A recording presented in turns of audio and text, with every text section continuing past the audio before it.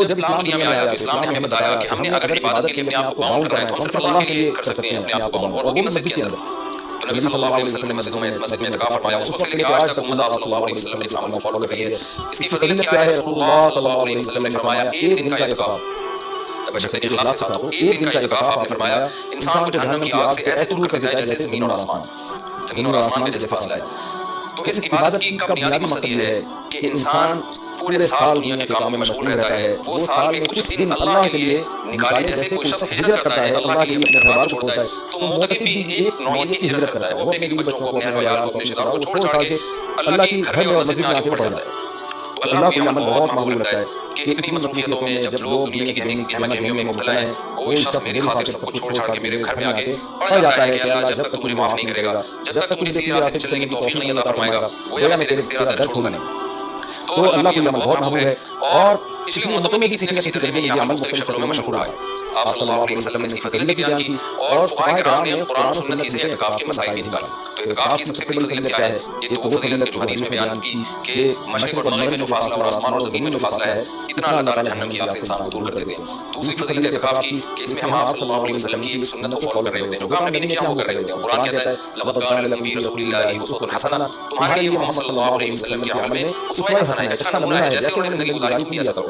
تو نبی صلی اللہ علیہ وسلم کی سنت سے زندہ ہوتی ہے دوسری فضیلت۔ تیسرا فائدہ اعتکاف میں کیا ہوتا ہے کہ آپ 10 دن جب مسجد کے ماحول میں گزارتے ہیں، مسجد کی ایک روحانیت ہوتی ہے، مسجد گناہوں سے پاک جگہ ہے، تو اس کچھ بھی نہ کریں، اس روحانیت کے اثرات آپ کے دل کے اندر جذب ہوتے ہیں، لاشعوری طور پر آپ کا دل اندر سے تبدیل ہوتا ہے۔ یہ اعتکاف کا تیسرا فائدہ۔ چوتھا فائدہ، آپ کو 10 دنوں تک باجماعت نماز پڑھنے کی توفیق ملتی ہے، آپ کو مسجد میں عبادت کی توفیق ملتی ہے، فارغ علماء کے بیانات سننے کی آپ کو توفیق ملتی ہے۔ یہ بہت بڑا فائدہ ہے اعتکاف کا۔ اور سب سے بڑا فائدہ کیا جو حدیث میں بھی منقول ہے، اور آپ صلی اللہ علیہ وسلم نے اعتکاف کی مشروعیت کی وجہ یہ بھی بیان کی ہے کہ اس سے انسان کو لیلۃ القدر نصیب ہوتی ہے۔ آپ صلی اللہ علیہ وسلم لیلۃ القدر کی رات کی تلاش میں بھی اعتکاف فرمایا کرتے تھے، 10 دنوں کے مسجد میں آ کے بیٹھ جایا کرتے تھے۔ تو معتکف کو یقینی طور پر لیلۃ القدر کی رات ملتی ہے، بالفرض اگر وہ سوتے ہوئے بھی لیلۃ القدر کی رات گزر جائے اور اس سے عبادت نہ ہو سکے تو کم از کم اعتکاف والی عبادت تو اس کو لیلۃ القدر میں ملے گی۔ وہ قیامت کے دن یہ تو کہہ سکتا ہے اے اللہ لیلۃ القدر کی رات میں نے کوئی عبادت نہیں کی، لیکن اعتکاف والی عبادت مجھ سے ہوئی ہے، اس لیے کہ میں مسجد کے اندر موجود تھا۔ تو اعتکاف والے حضرات کو چاہیے کہ اعتکاف میں اگر آپ کچھ نہیں بھی کرتے، صرف فرض نماز کا اکتفا کرتے ہیں، تو آپ کو اعتکاف کا پھر بھی ثواب ملے گا۔ لیکن یہ جب اللہ کی طرف سے اتنا بہترین پیکج آپ کو ملا ہوا ہے، آپ فارغ بھی ہیں، رمضان کا آخری اشرا بھی ہے، اپنے آپ کو آپ نے باؤنڈ کیا ہوا ہے مسجد میں، تو سو کے یہ وقت گزار دینا یہ بہت بڑے اجر سے محرومی کا ذریعہ ہے۔ اس لیے معتکف کو اپنا وقت زیادہ سے زیادہ عبادت میں، تلاوت میں، نماز میں، دعاؤں میں لگانا چاہیے۔ اعتکاف میں انسان کی دعائیں بہت قبول ہوتی ہیں، تو رات کا آخری حصہ بھی ہو اور رمضان کا آخری اشرا بھی ہو اور اعتکاف کی حالت بھی ہو، تو اتنی دعا کی قبولیت کا اس سے بڑا سبب کوئی ہو نہیں سکتا۔ تو معتکفین حضرات کو راتوں کے آخری حصے میں دعاؤں کا بہت زیادہ اہتمام کرنا چاہیے، اور معتکف کو چاہیے کہ رمضان کا یہ جو آخری اشرا آپ نے اعتکاف کے لیے سلیکٹ کیا ہے، تو اس میں صرف اعتکاف برائے اعتکاف نہ ہو، بلکہ ایک ورکشاپ ہونی چاہیے جس میں آپ یہ نیت کریں کہ میں جب مسجد سے نکلوں گا تو میں مکمل چینج ہو چکا ہوں گا۔ اگر آپ کی داڑھی نہیں ہے، آپ اعتکاف میں نیت کریں میں داڑھی کٹانے سے توبہ کروں گا۔ اگر آپ سود کھاتے ہیں، آپ نیت کریں میں 10 دن ایسے گزاروں گا کہ جب میں باہر نکلوں تو میں سود سے توبہ کر چکا ہوں۔ اگر بدنظری کی عادت ہے، آپ 10 دن اعتکاف میں اللہ سے دعا مانگیں کہ مجھ سے بدنظری چھوٹ جائے، اور یہ نیت کریں کہ میں اعتکاف میں نکلنے سے پہلے، اعتکاف سے نکلنے سے پہلے اس لعنت سے توبہ کر چکا ہوں گا۔ اگر آپ کو دھوکہ دینے کی عادت ہے، بد اخلاقی کی عادت ہے، ماں باپ کا دل دکھانے کی عادت ہے، بیوی کا حقوق نہیں ادا کر رہے، بچوں کے ساتھ رحم والا معاملہ نہیں کر رہے، اخلاق خراب ہے آپ کے، ان تمام بیماریوں سے اور ان تمام گناہوں سے توبہ کا فیصلہ کریں۔ بلکہ میں تو یہاں تک معتکفین کو کہتا ہوں، جو میں نے علماء سے سنا ہے کہ اعتکاف میں جس دن بیٹھے سب سے پہلا کام آپ یہ کریں کہ اپنے گناہوں کی ایک لسٹ بنا لیں کہ بھائی میرے اندر یہ گناہ ہے، یہ گناہ ہے، نماز قضا کر دیتا ہوں میں شراب پیتا ہوں، میں بدنظری کرتا ہوں، یا میں اللہ نہ کرے اور کوئی بڑا جرم کر رہا ہوں، تو سارے جرائم کی لسٹ بنائیں، اور پھر آپ یہ نیت کریں، وہ پرچی اللہ کے سامنے دعا میں رکھ رہے ہیں، اللہ میرے جرائم میں تجھے ان سے توبہ کرنے کی توفیق دے دے، تو پھر وہ اعتکاف حقیقت میں آپ کا اعتکاف بنے گا۔ اور میں نے اپنی زندگی میں دیکھا ہے کہ جنہوں نے صحیح طرح سے اعتکاف کیا ان کی زندگیاں ہمیشہ کے لیے تبدیل ہو گئی۔ اکثر توبہ کرنے والے وہ ہوتے ہیں جو اعتکاف میں جا کر ان کو توبہ کی توفیق ملتی ہے۔ یہ بہت بڑی عبادت ہے، اس کا اہتمام کرنا چاہیے۔ دوسری بات، پہلے دن سے اپنا عبادت کا کوئی اسکیڈول بنا لینا چاہیے۔ ایسا نہ ہو کہ آپ آگے بیٹھ گئے، آپ سوچنے میں 3 دن گزار دیں گے کہ آپ نے کرنا کیا ہے، تو اپنا ایک اسکیڈول بنائیں کہ بھائی تہجد کی تراویح کی تو پابندی کرنی ہے، تہجد کتنی پڑھنی ہے اور کتنے پارے اس میں پڑھنے ہیں، کتنی مقدار میں تلاوت اس میں کرنی ہے، تسبیحات کتنی کرنی ہے، کون سی کرنی ہے، دعا کس وقت مانگنی ہے، کتنی دیر مانگنی ہے، یہ پورا ایک اسکیڈول پہلے سے ہونا چاہیے آپ کا۔ کھانے پینے کی ترتیب تو پہلے دن بن جاتی ہے کہ صحیح کون لے کر آئے گا، افطاری کون لے کر آئے گا، اور رات کا کھانا کون لے کر آئے گا، اور چائے کب پینی اور کون کس وقت لے کر آئے گا، یہ تو ترتیب میں پوری بن جاتی ہے۔ تو یہ تو آپ باہر نہیں کر سکتے یہ کام، اعتکاف تو عبادت کے لیے ہے۔ تو عبادت کی ترتیب بنانا یہ چائے اور کھانے پینے کی اور پکوڑے اور سموسوں کی ترتیب سے زیادہ ضروری ہے اعتکاف میں، تو شروع میں اس کا اسکیڈول بنا لینا چاہیے۔ اس بارے میں کچھ مسائل بھی ہیں کہ اعتکاف کن چیزوں سے ٹوٹتا ہے۔ پہلی بات تو یہ کہ اگر آپ کا روزہ ٹوٹ گیا تو اعتکاف بھی خود بخود ٹوٹ جائے گا۔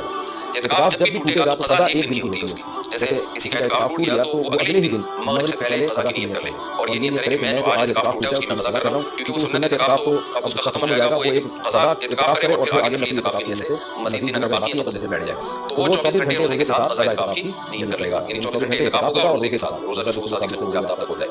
کن چیزوں سے اعتکاف ٹوٹتا ہے میں اس پہ تذکرہ کر رہا تھا. ایک, روزہ اگر ٹوٹ گیا تو اعتکاف بھی ٹوٹ جائے گا. دوسرا, بلا شرعی عذر اگر آپ مسجد سے باہر نکل گئے تو آپ کا اعتکاف ٹوٹ جائے گا. شرعی عذر کیا ہے؟ شرعی عذر ہے سب سے پہلے قضاء حاجت ہے. قضاء حاجت کے لیے آپ جا سکتے ہیں اور اس دوران چلتے چلتے باتیں نہیں کر سکتے ہیں, رک کے آپ باتیں نہیں کر سکتے.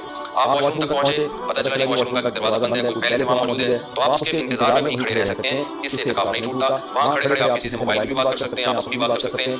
ہاں, بندہ باہر نکلا ہے اور پھر بھی آپ موبائل میں لگے ہوئے ہیں تو آپ کا اعتکاف ٹوٹ جائے گا, کیونکہ ابھی آپ کا کھڑا ہونا یہ شرعی عذر کے بغیر ہے. وضو کے لیے آپ جا سکتے ہیں. جب آپ وضو کے لیے گئے تو نلکا کھولا آپ نے, وضو کے دوران آپ بات چیت کرنے سے اعتکاف ٹوٹے گا. وہ الگ بات, وضو کے دوران بات چیت نہیں کرنی چاہیے, لیکن اس سے اعتکاف ٹوٹے گا کیونکہ آپ نے بات چیت میں الگ سے ٹائم نہیں لگایا. وضو کے دوران ہی آپ نے بات چیت کی, وضو آپ نے پراپر طریقے سے کیا اور اب آپ وہاں بیٹھے بیٹھے وضو کی دعا پڑھ رہے ہیں یا کچھ اور پڑھ رہے ہیں, تو اس سے بھی اعتکاف ٹوٹ جائے گا, کیونکہ پراپر وضو کرنے کے بعد آپ پر لازم تھا کہ آپ اٹھ کے مسجد میں آئیں. ہاں, جلدی وضو کرنا ضروری نہیں ہے. بعض لوگ ایسے ہوتے ہیں وہ سمجھتے ہیں اعتکاف سے مسجد سے باہر نکل کر بہت سپیڈ میں رہے, ایسا کچھ نہیں ہے. تمیز سے, آرام سے, شرافت سے, تعلق سے وضو کریں, پراپر طریقے سے وضو کرنے کا. جب آپ وضو مکمل کر رہے ہیں تو اس دوران آپ ٹوتھ پیسٹ یا برش بھی کر سکتے ہیں مسواک کی نیت سے. ہاں, وضو کرنے کے بعد الگ سے پھر یا الگ سے ٹوتھ پیسٹ یا مسواک کرنے کے لیے مسجد سے باہر جانا, اس سے اعتکاف ٹوٹ جائے گا. وضو کے دوران وضو کی نیت سے یہ کام کیا جا سکتا ہے, تو اس سے اعتکاف نہیں ٹوٹے گا. اسی طرح اگر کسی کے لیے گھر سے کھانے پینے کا انتظام نہیں ہو رہا, اگر کوئی لانے لا کے دینے والا نہیں ہے, تو وہ مجبوراً کھانا کھانے کے لیے بھی باہر جا سکتا ہے, کیونکہ کھانا بھی انسان کی بنیادی ضرورتوں میں سے. آپ ہوٹل سے کھانا خریدنے کے لیے مجبوری میں جا سکتے ہیں اور لا سکتے ہیں. غسل کے لیے, فرض غسل کے لیے تو اعتکاف سے باہر نکلنا بالکل جائز ہے. سنت غسل کے لیے جو راجح قول ہے, جو دلیل کے لحاظ سے قوی ہے, اس کے مطابق سنت غسل کے لیے آپ اعتکاف کے لیے مسجد سے باہر نہیں جا سکتے, چاہے جمعے کا دن ہو یا کوئی بھی دن ہو. راجح قول بہرحال جمہور کا قول یہی ہے, اگرچہ کچھ علماء دوسرے قول کے بھی قائل ہیں, لیکن جو راجح قول ہے, جمہور کا قول ہے, جس پہ فتویٰ اب تک دیا جاتا رہا ہے, وہ یہی ہے کہ آپ غسل نہیں کر سکتے. ہاں, یہ ضرور ہے کہ اگر آپ واش روم میں گئے اور وہاں کوئی غسل کا بھی انتظام ہے, جیسے اٹیچ باتھ روم ہوتے ہیں, تو جتنی دیر میں وضو کرنے میں ٹائم لگتا ہے, اتنی دیر میں آپ اگر غسل کر لیتے ہیں تو آپ کا اعتکاف نہیں ٹوٹے گا. اور ظاہر ہے جب بھی ہوگا بغیر صابن کے آپ غسل کریں, جلدی جلدی کپڑے اتار کے بس پانی میں آئیں, جتنی دیر میں وضو کرتے ہیں اتنی دیر میں, تو وضو کی نیت سے آپ غسل بھی کر لیں تو پھر اعتکاف نہیں ٹوٹے گا. اگر آپ نے ٹائم لگا لیا تو ٹوٹ جائے گا. گرمیوں میں بہت بڑی پرابلم ہو جاتی ہے, پسینے کی بدبو لوگوں میں آ رہی ہوتی ہے, تو ایسے موقع پر اگر کوئی مسجد میں ایسا انتظام کر لیا جائے کہ مسجد میں کوئی ایسا ٹب ہو جہاں بیٹھ کے کوئی نہا لے اور مسجد گندی نہ ہو, تو اس کی گنجائش ہے یا سر دھو لے. اور سر تو دھویا جا سکتا ہے, آپ مسجد سے تھوڑا سا باہر کریں اور پھر کوئی شخص پانی ڈال کے یا خود ہی آپ پانی ڈال کے اپنے سر کو دھو لیں صابن سے, یہ بھی جائز ہے. پاؤں آپ کے مسجد کے اندر رہنے چاہیے. پاؤں اگر مسجد سے باہر نکل گئے تو اعتکاف ٹوٹے گا, پاؤں اگر مسجد کے اندر ہے تو اعتکاف نہیں ٹوٹتا. یہ بھی اعتکاف کے کچھ بیسک مسائل ہیں. اعتکاف کے دوران آپ کسی کے جنازے میں جانے کے لیے مسجد سے باہر جائیں گے, اعتکاف ٹوٹ جائے گا. کسی کی عیادت کے لیے مسجد سے باہر نکلیں گے, اعتکاف ٹوٹ جائے گا. لوگ کر رہے ہوتے ہیں یہ کام, جی وہ اللہ معاف فرمائے, نانی کا انتقال ہو گیا, چاچا کا انتقال ہو گیا, دیکھو جا رہے ہیں, تو کہیں نہیں جا سکتے آپ. جس کا بھی انتقال ہو گیا اس کے لیے یہیں بیٹھ کے آپ دعائیں مغفرت کریں, اور ان کا جنازہ اگر وہیں آ جاتا ہے تو مسجد کے اندر بعض جگہوں پہ صفیں بنتی ہیں, جنازہ باہر رکھا جاتا ہے تو ٹھیک ہے, مسجد سے باہر نہیں جا سکتے. اسی طرح ایک اور بھی گنجائش ہے کہ اگر کسی کو اعتکاف کے دوران پہلے سے پتہ ہے کہ مجھے کسی ضروری کام سے جانا پڑے گا, تو وہ مستثنی بھی کر سکتا ہے. یعنی اعتکاف میں بیٹھنے سے پہلے وہ یہ نیت کر لے کہ فلاں دن اتنے ٹائم تک کا جو وقت ہے میں اعتکاف سے خارج کروں, تو وہ فلاں دن جب آئے گا تو وہ مخصوص ٹائم اس کا اعتکاف میں داخل نہیں ہوگا, تو اس دوران وہ مسجد سے باہر جا سکے گا, اس کا اعتکاف نہیں ٹوٹے گا. یا وہ یہ کہہ لے جیسے کسی نے پیپر دینا ہے, تو یہ نیت کرے کہ میں اعتکاف میں تو بیٹھ رہا ہوں, لیکن میرا اسلامیات کا, میرا اکنامکس کا پیپر ہے, تو میں جب پیپر کا ٹائم ہوگا تو میں جاؤں گا پیپر دینے کے لیے اور پیپر دے کے فوراً واپس آ جاؤں گا. تو پہلے سے جو نیت کر لے گا تو اس میں وہ ٹائم اعتکاف میں داخل نہیں ہوگا, اور اس عمل کی وجہ سے اس کا اعتکاف ٹوٹے گا نہیں. البتہ سنت بہرحال یہ ہے کہ پراپر 10 دن تک مسلسل اعتکاف کیا جائے. تو یہ کچھ موٹے موٹے مسائل تھے اعتکاف کے. اور رمضان میں روزے کی حالت میں روزہ لگانے سے, کان میں آنکھ میں دوا ڈالنے سے روزہ بھی نہیں ٹوٹتا, اعتکاف بھی نہیں ٹوٹتا. خوشبو لگانے سے نہ روزہ ٹوٹتا ہے نہ اعتکاف ٹوٹتا ہے. باتیں کرنے سے بھی نہ روزہ ٹوٹتا ہے نہ اعتکاف ٹوٹتا ہے. لیکن اعتکاف میں زیادہ باتیں نہیں کرنی چاہیے, عمل میں زیادہ فوکس کرنا چاہیے. اور اگر کوئی دفتر لگاتا ہے اعتکاف میں تو اس سے کچھ نہیں ہوتا, لیکن اعتدال سے مسجد کے آداب کا خیال رکھتے ہوئے. تو اعتدال سے اگر کوئی مسجد میں رہے اور مسجد کے آداب کا خیال کر کے بات چیت بھی اعتکاف کے دوران کرتا ہے تو یہ ناجائز عمل نہیں ہے. ایک بات جو آخری بات, اعتکاف میں موبائل کا استعمال کم کریں اور اس کو مثبت ایکٹیویٹیز کے لیے محدود کر دیں. فون پہ بات کرتے رہنا, ویڈیوز دیکھتے رہنا, فیس بک کی, یہ تو سارا ٹائم آپ فیس بک پر بات کرتے گا.